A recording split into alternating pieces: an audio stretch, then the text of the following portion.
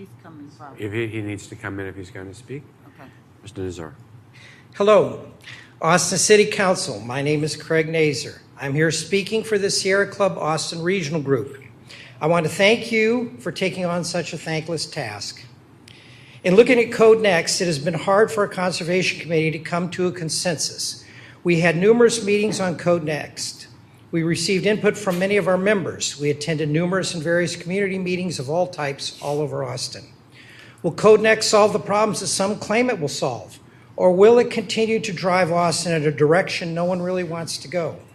The Sierra Club was unable to come to a consensus on many of these issues, but there are some issues on which we were in wide agreement. I personally attended most of the green infrastructure meetings held by the Department of Watershed Protection. These were excellent meetings. Once again, I was proud to be a citizen of a city that values thinking long and deeply about our environmental sustainability.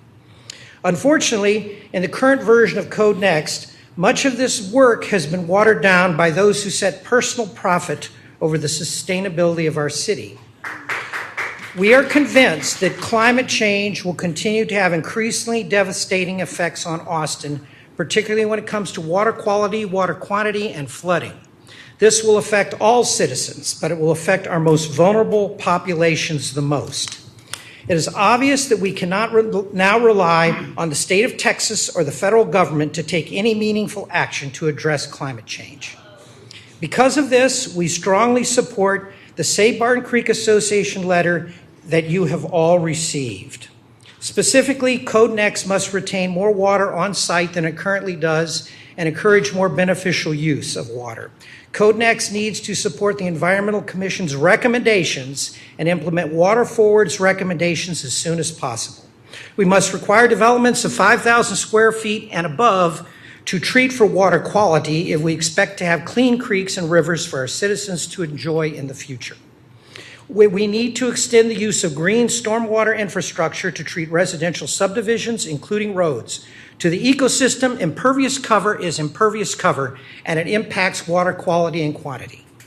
You must remove exemptions to impervious cover limits in the redevelopment exceptions throughout the water quality section for all watersheds. Why? For the same reason that the City Council cannot repeal the law of gravity. Developer profits will not mitigate for polluted water and flooding. You must coordinate with Water Forward to reduce water demand. All the science is telling us that we have less water in our future. We simply must conserve more water.